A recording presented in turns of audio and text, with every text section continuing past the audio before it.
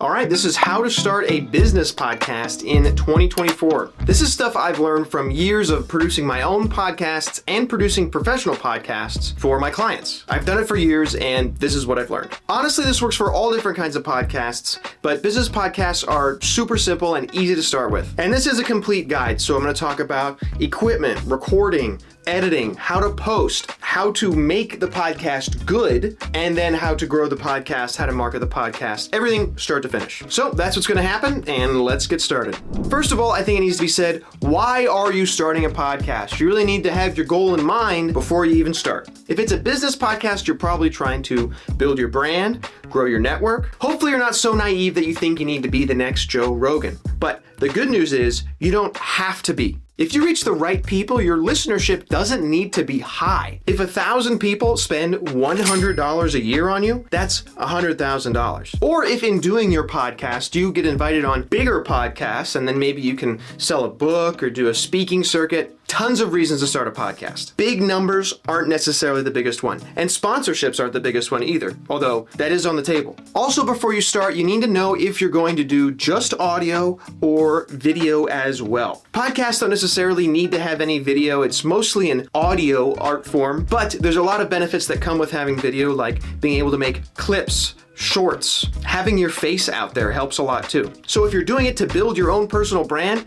it's worth it to go video. But if you're doing it more for fun, just do audio. It's gonna make things a lot simpler. And last thing before we get started, podcasts are not easy. Someone has probably told you at some point that podcasts are easy. They're not. There's a lot of work behind them. First of all, it takes an hour to record a show in the first place. You gotta show up early, you gotta stay a little late. They need to be edited, exported, posted. You need to coordinate with guests. It's not something to take on lightly. And that's why so many podcasts fail right away. So many people quit because they think it's easy, and it's not. Now in this video, I'm going to teach you how you can do the entire thing from start to finish all by yourself. But if you're a busy businessman, a busy businesswoman, I'm really going to recommend that you hire someone to do a lot of this other stuff for you. That's something that my company just happens to do, FisherMultimedia.com, by the way. But there's lots of people who can run it for you, or you could hire someone who already knows how to do it all for you. You have lots of options. All right, now it's time to get into the nitty-gritty. Equipment. The very first thing you're going to need is obviously a microphone. Please do not use an onboard microphone on your phone. You're a professional, you need to sound professional, but you don't need to spend a ton of money. I'm gonna tell you exactly what you should buy. The best one that I think you can get is a Shure SM7B. You've seen these a million times on a billion different podcasts. It's actually the one that Joe Rogan uses. Look for this in videos, you'll see that. So even though I love this mic, and this mic sounds awesome, and everybody uses it, I'm not necessarily gonna recommend it to you. And the big reason is, it is an XLR microphone. This is not USB. If you do have an audio interface, think about getting one of these. But if not, here are the mics that I do recommend. You're gonna want a USB microphone that can plug directly into your laptop or PC. And my personal top recommendation is a Samson G-Track. It's heavy, it's beefy, it's probably less than $120 by now. It's not a super new mic. It sounds really great. It's plug and play. You have a volume dial right here. You can monitor it directly with your headphones, and it's just really simple, and it sounds really good, and it's a great price. It's really comparable to the Blue Yeti, which I'm sure you've heard all about. It's still a really, really popular mic, and it's not a bad choice at all. But the Blue Yeti and the Samson G-Track are over $100, which really isn't crazy. But if you really have no money, think about getting a Blue Snowball. Blue Snowball is like 50, 60 bucks. It's not perfect. It gets the job done. Plug and play. Can't beat that. An alternative to the Blue Snowball is the ATR 2100X USB. It's a USB mic. It's also like 50 bucks. It looks a little bit more normal, easy to transport with. I know I've given you a lot of options. Bottom line, if you have a medium amount of money to spend, go with the Samson G-Track. No matter what microphone you buy, you're going to need a pop filter, so go ahead and order that on Amazon too. I don't want to hear your P's popping all the time. It's a terrible sound. And if you are going to be on camera, consider getting some kind of mount. Look at how good that looks, that mounted Shure SM7B on the microphone. It's not totally necessary for audio, so if you're doing audio only, don't worry about it, but it just looks so great on camera, and they look so professional. Okay, now let's talk about cameras, what camera you should buy. My number one recommendation is the Insta360 camera. This one follows your face. It's in, I think it's at 4K. Is it in 4K? Ah, look at that. It is 4K. I don't own this one myself, but my clients own them and they love them. They can't stop talking about them. It is a little on the pricier end though, so if you're just getting started, you don't want to drop a ton of cash, don't worry, I got some alternatives for you. The Logitech Brio is a really great middle ground. It's only like $120 and it definitely gets the job done. This one doesn't shoot in 4K, but it's really not that important that a podcast is in 4K. It uses a USB cable and connects right to your PC or laptop. Couldn't be easier than this. I don't know what else to say. If you don't want to spend like any money at all, consider getting the Microsoft Modern Webcam. I can't vouch for the quality of this one, but it is very cheap. Those are the webcams, but if you happen to own a really nice camera yourself, you can set that up to be your webcam. I wouldn't necessarily spend $700+ on a webcam for my podcast, but if you already have it, it is going to look really nice. While we're talking about cameras and looks, I'm just going to make a quick note about your studio. If you can make whatever's behind you look really nice, you're going to look a lot more professional. My studio obviously is not done. That's why there's a green screen behind me. In case you didn't notice, so far, this has been a green screen. The green screen is really, really nice in a pinch, but you can always just go to Amazon and get a couple cheapo colored lights, put them up behind you, shine them on the wall. There's tons of tutorials on how to make your studio look really nice. Okay, now let's talk about how you're going to actually record the podcast. What software do you need? Now, if you're just doing audio only, consider using either Audacity or OBS. Those are both free open source services, tons of tutorials on how to use them, and they're really, really simple. Just put in your audio sources, set your levels with a slider, and press record. But if you're gonna add video, here's what I think you should use. This is a program called Riverside.fm. This is how I professionally produce my clients' podcasts completely remotely. Unless you're recording with your guest in person, Riverside FM is the way to go. Riverside is how you get the best video and audio quality from remote recordings. While you're recording your podcast with Riverside, the video and audio might not look exactly perfect, but that's okay, because when the podcast is over, all of the locally recorded, pristine files are sent over to you. So you have the highest quality audio and the highest quality video to work with when you get to editing. Inviting your guests to Riverside is literally as easy as sending them a link that they click on. The only real downside I see with Riverside is you can't use it with Safari, but that might be changed. I know they were working on that. There are a few Riverside alternatives that I've heard of that people do really like. Zencastr and Remotely.fm. I've heard a lot of good things about. So if there's something about Riverside that just isn't rubbing you right, go ahead and try one of those. And listen, if you're not someone who's really tech savvy, if a lot of what I just said doesn't make sense to you, consider hiring a remote producer. You can probably find someone to do this on Upwork, but this is something that I supply to all of my podcast clients. Someone sits in on the whole podcast recording to tell you, hey, your levels are too low. Hey, guest, you don't have enough headroom in your shot. You look bad. Hey, can you get closer to the mic? All this stuff that you might not necessarily know about or think about, you can hire someone to sit in on the call to know and think about it for you. But if you're tech savvy, don't worry about that. I'm sure you can figure it out. Okay, now that the podcast is all recorded, let's talk about editing. Podcasts don't really need a lot of editing. While you're recording the podcast, you should have a notepad nearby and you should write down time codes when someone says something that needs to be removed. But how do you actually edit? Well, you can edit directly inside Riverside, and probably Zencastr and the other one too. I don't see why they wouldn't have it. Cut out the blank space at the beginning, cut out the end, cut out anything that isn't supposed to be in there, and that's it. Podcasts should be left pretty much as is. It's a conversation, right? We don't want it to be too edited. That's not what people like in podcasts. Now, it's 2024. I know what you're thinking, and I would avoid AI editing where you can. I've had to edit a lot of stuff, and I've tried to use AI editing a lot of times, and I've always been disappointed. If you really have a burning desire to try AI editing, go with Descript or Resound.fm. They have options that will let you remove all pauses, all blank space. That sounds good, but please don't do it. Those blank spaces are part of what makes a conversation feel natural, and if you've ever heard a podcast that removes all those blank spaces, it's really stressful to listen to. It's not a pleasant experience. Try it out, you can see for yourself, but honestly, they don't need a lot of editing in the first place. Also, I would avoid Adobe Podcast. This is a sort of audio enhancer you might have seen some YouTube shorts about or something. It lets you put in an audio file and it sort of touches it up. The problem with that that is it makes it sound bad and unnatural. It's really nice in a pinch, but for a whole podcast, I think it's going to be less engaging for your listeners. Adobe Podcast doesn't really mess with your audio levels to make you sound better. That's not really its main thing. It mostly does two things. One, it creates a little digital transcript of the whole podcast. And then it also makes an AI copy of your own voice, and it has your voice read that and put in inflections when it can. So you lose a lot of the charm and timbre of your own natural voice doing that.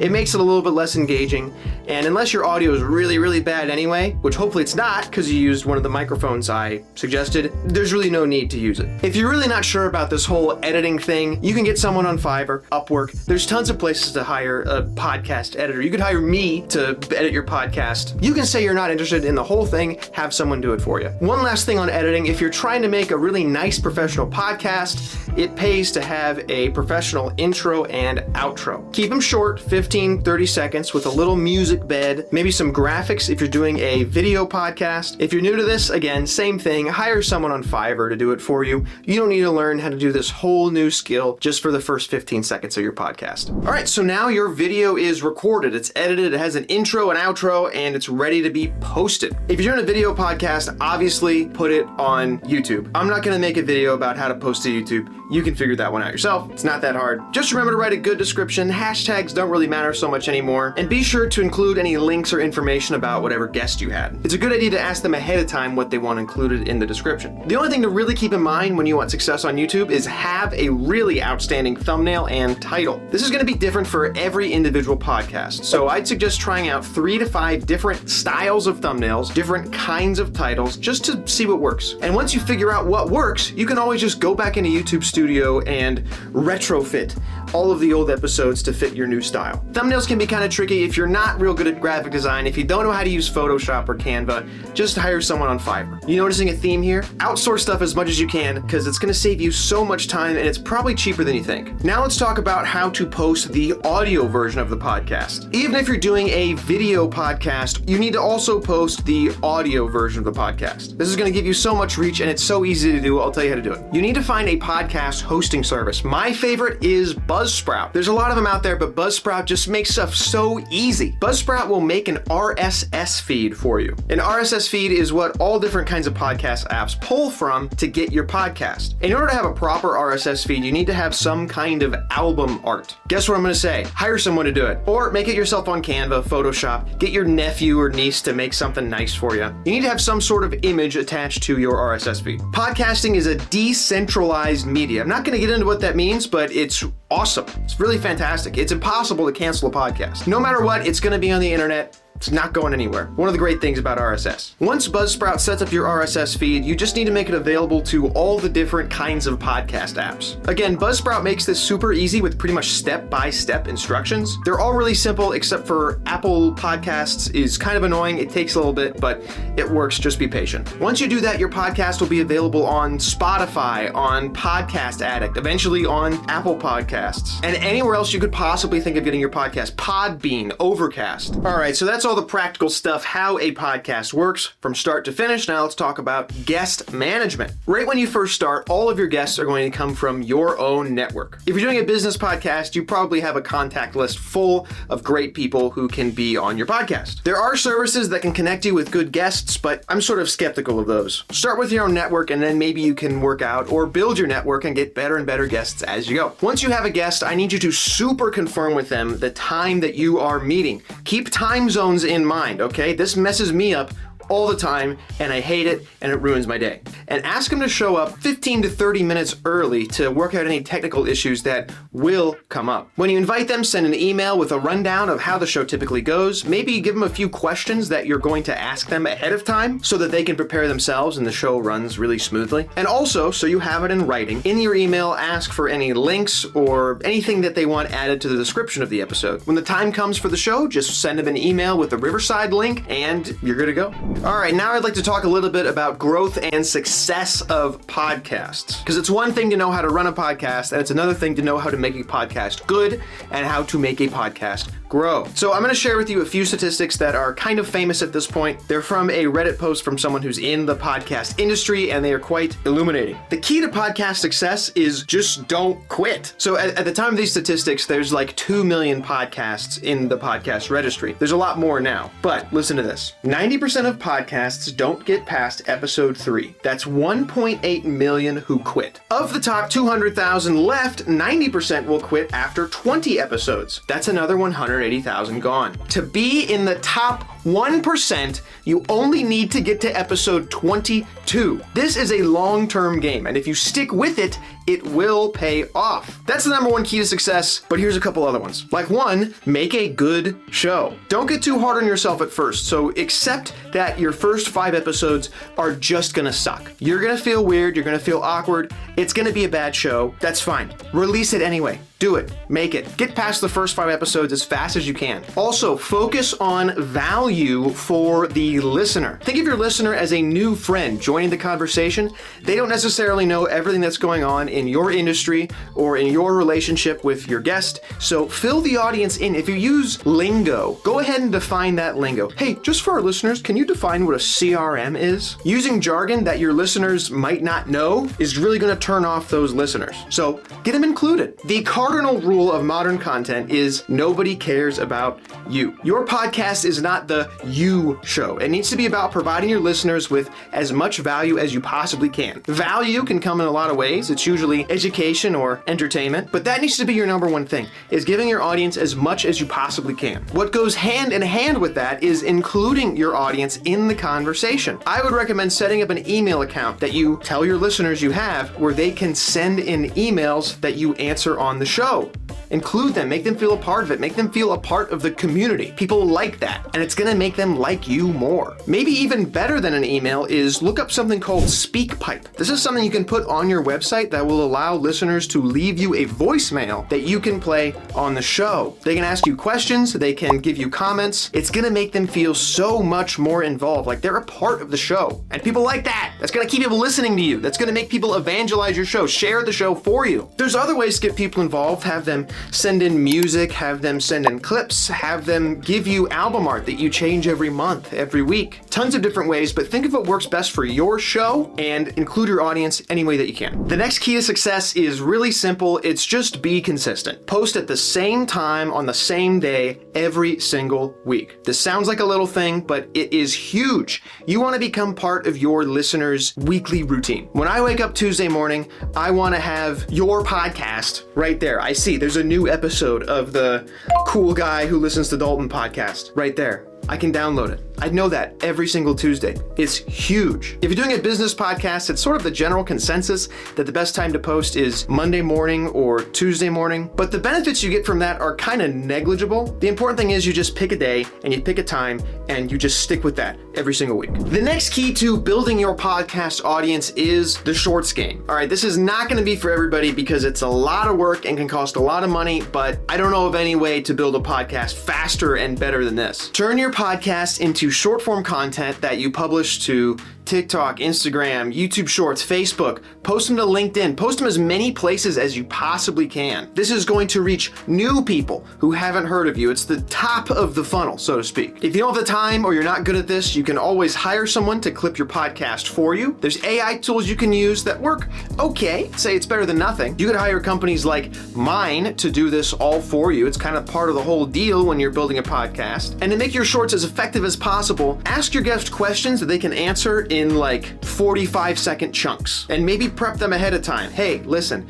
I need you to answer in full sentences, and I need you to give me bite-sized answers. This is kind of advanced. You might want to just work on getting a podcast out consistently, getting the podcast good, and then grow the shorts. It might be a little overwhelming to do it all at first, especially if you're a beginner. Okay, now here's the fun one, and I save this for last because it shouldn't be the first thing on your mind. But how are you going to make money with the podcast? Now, I don't think the podcast itself should be started for making money in itself. It's really good for building a brand, for raising awareness about who you are, what you're passionate about. It's great for building your network and getting connected with important people, maybe for selling a book or doing speaking tours like I mentioned earlier. But there are ways for the podcast itself to make you money. Before I get into the business, I do want you to consider the value for value system. This is getting more and more popular. It was pioneered by Adam Curry and John C. Dvorak, and it's a great way to build a podcast and build a following and get money without advertisers, without being beholden to what big advertisers want you to say or want you to be. The value for value system is really simple. You just ask your listeners to give you money. You set up a PayPal account and you say, hey, whatever the show is worth to you, please give us money back. Sort of like Patreon, but you do it yourself. Another great way to build your podcast and sort of ask something from your viewers is, hey, the show is not free. The price is share the show. Send a link to someone. Tell your friends about the show. And the last one is the one that everyone talks about, which is getting sponsors. Right off the bat, you're probably thinking, ooh, BetterHelp, MVMT, these big podcast advertisers. It could take a while to get to the point where you're getting money from them. So there's a better way that I've used to get sponsors sooner, and that's use your own network. Once you have even a medium following, if you're a business podcast, you probably are focused on one specific industry, one specific niche. And if there's someone who sells people to that one specific niche, even if you have 500 downloads a month, that's a lot of people who might need this one very targeted thing. For instance, I run a podcast for pest control professionals, and even though it's not a huge podcast, we have a sponsor that sells pest control software. So use your network, reach out to people who are selling something that is for your very targeted niche. All right, that was long, but that's everything I know about podcasting, how to do it from start to finish, how to start one, how to edit one, produce one, and how to be successful and make money doing one. I probably missed a few things though, so if you have any questions, please comment them. I'm gonna try and answer every comment that I get. And if you watch this whole thing, thanks by the way, and this was kind of overwhelming to you, you can reach out to me, fishermultimedia.com. I can do your whole podcast for you, start to finish. We can personalize your show for exactly what you want it to be, for the exact people that you want to reach. It's as simple as that. Hey, and if you're still watching, please subscribe and like. You clearly found it valuable, and I really appreciate it. And I got more stuff that's going to be coming out soon, so think about doing that. All right, thanks. Bye.